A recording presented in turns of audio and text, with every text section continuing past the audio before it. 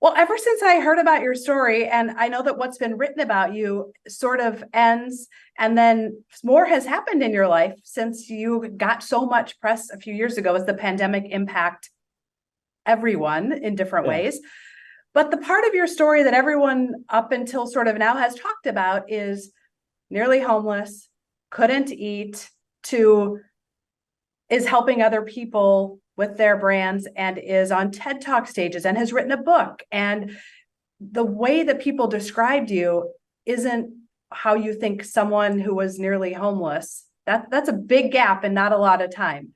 How do you, first of all, how did you do it? How do you make the moves to just even get out of nearly homelessness?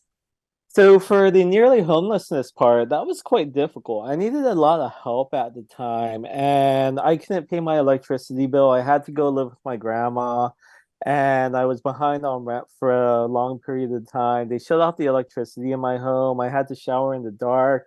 I took my microwave, I took it out into the hallway. I plugged it into the plug there just to heat up food.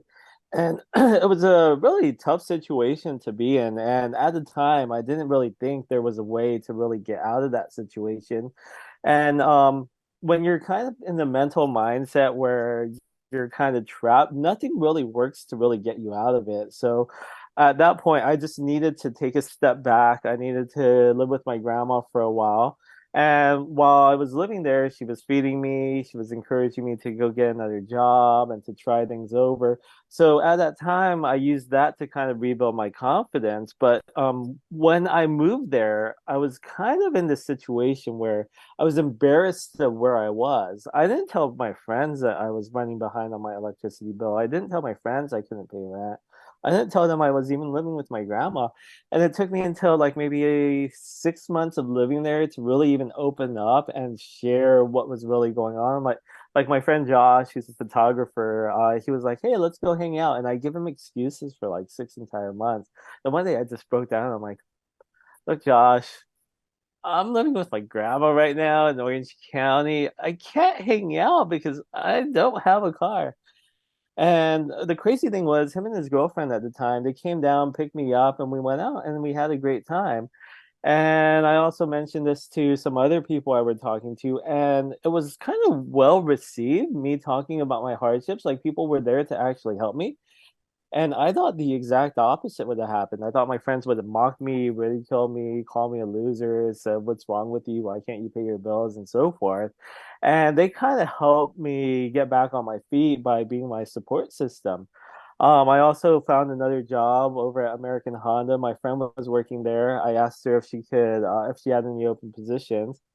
And I started working there for about 4 years, but the magic didn't happen until about 2 years into working there. I was only making about $16.24 an hour, so I had enough money to afford the bus. I had enough money to buy maybe $100 of groceries a month. I didn't really have that much money to really do anything since I live in Los Angeles and it's kind of expensive to live out here. I was also sleeping on the sofa at the time, not even having my own place. So during that whole process, like about 2 years in, I was trying so hard to get a promotion, but nothing was really working. So I got to a place where I became sick and tired of becoming sick and tired. I'm like, there has to be a way to really get out of this. What is it? So I did the typical things anyone else would try. Number one, I tried getting a job. I applied to 100 different places. I got three calls back, but no one actually hired me. So that didn't really pan out. Number two, I tried going back to school. I went back for a few years, but school, it's a really long process to really turn into something beneficial. I mean, I learned a lot of stuff, but it's not the quickest way to really go out there and turn someone's life around.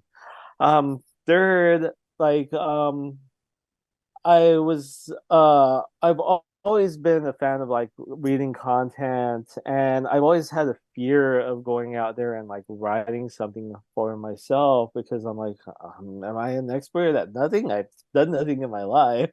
My whole life is like filled with all these like failures and so forth. What should I really do? And luckily, one of my friends introduced me to Quora, and I started reading content on there. And they were like, "Read this post. This guy's just like you, but he made it." It was a post by James Altucher, and I read his content for about the next month and a half, and just dive deep into it. And a lot of his content says just go out there, start, try something, try something, try something. So I took all the content marketing stuff I learned in the past, the copywriting stuff I learned in the past on my own time, like reading Brian Clark's copy vlogger, Neil Patel's blog, and so forth. I'm like, you know what? I'm just gonna give it a try and go out there and write a post. So I did, and when it came time to actually publish, like I was full of nervousness, like my heart was beating extremely fast. I'm like, if I put this out in the world, people are gonna judge me, mock me, ridicule me. Some of those same thoughts I had when I was like scared of living with my grandma and telling my friends about it. And I'm like, I don't know if I could do this. Then I just like closed my eyes, I pressed the submit button, the post was out there, and for like a month, nothing happened. I was scrolling through Quora and I was reading a lot of other people's content, and I came across a post by someone by the name of Erin, and I started liking some of her content. She came back and read the one post that I put up there, and she promoted it to about 1,000 people. And just, I don't know if it actually got to 1,000 people. Probably it did, but just the excitement of her feeling that my content was worth sharing to 1,000 people, it kind of sparked something within me where I just got excited and passionate about writing. And I had like no intentions of like making $1 million or doing anything monetary at the time. It was just filled based off pure excitement of here's my life over here where nothing's going right.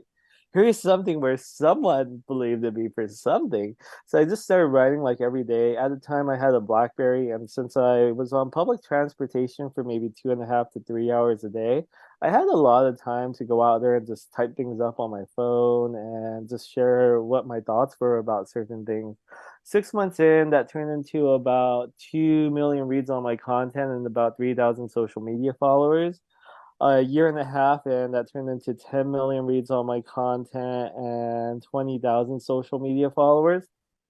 Um, Around that time's when I first started to get paid for anything from what I did, because I knew I had to make a website, so I started building one while that success was happening. And one person offered to pay me to write an article for like $250. I think another person paid me about $500. And keep in mind, I think my paycheck was maybe $1,600 for 2 weeks. So I was like, this is great. This is like over 10% of what I'm making every 2 weeks just to write something that takes me maybe an hour or two to do. So I was like, this is amazing. Then a hotel company reached out to me and they said, we'll want you to review one of our hotels and write about it. And that turned into $5,000 just writing a singular thing. So that was pretty amazing. That was like what, 3 paychecks and one writing assignment. Plus I got to stay at a hotel and have everything covered. So that was pretty nice. And then as time progressed, I made a lot of friends, networked with a lot of people who had worked at successful companies or were entrepreneurs. And they were like, why don't you try doing this or try doing that? One of the things that they suggested I try was writing at Inc. magazine. And I submitted an application and they brought me on board for a while to write content for them. And some interesting things happened as well. Like Wiley reached out to me during maybe 2015 or 2016 asking if I was working on a book. Um, Portfolio, which is I think Penguin Random House's business unit, they reached out to me as well. And some clients started to come inbound, like someone who worked at Cisco as like the VP of IoT, change management consultant, venture capitalist, and all these other people started coming to me and wanting to work with me. And I'm like, no, I'm just the regular guy. And I was like, this is amazing, where a lot of people just started coming to me based off the content that I was creating and the reputation that was growing. So what's the thread sort of that, ties the way that your career took off to living at grandma's is that people believed in you, right? When you didn't believe in yourself, people believed in you, and the friends who came and said, hey, we can drive you, and hey, your content is good. But to be able to get the help and get the vote of confidence, you have to put yourself out there. And something like homelessness is connected for many, many people with shame and embarrassment and negative thoughts and head trash. And yet when you tell someone, especially if they're a friend of yours, they're not going to say, wow, you're a loser. You're saying that to yourself. They're not saying that to you. And yet that the fear of that holds many people back. As you've gone back and processed that, if you could do it over again, and I'm guessing that you're going to say, I wouldn't do it over again because I wouldn't be here if I would have done it different. But if you could go back and do it again, or someone in your situation, would you tell them, share what's going on in your life with your friends earlier? Don't listen to the voices in your head. What do you think when you go back and process that time in your life? So I think if I shared with my friends earlier, maybe I wouldn't have had 6 months where I wasn't able to pay my electricity bill. Maybe they would have helped me find some side gig to do to like make some money at the time instead of going out there and just going, I have no idea how to get out of this mess, and it's just getting worse and worse as months go by. Because the interesting thing about life is bills stack up each and every single month, and if you don't have the money to make those, they kind of compile onto each other. So each month that you're not moving forward, you're getting pushed further and further back. So mentally, it becomes extremely draining because it's even harder and harder to go out.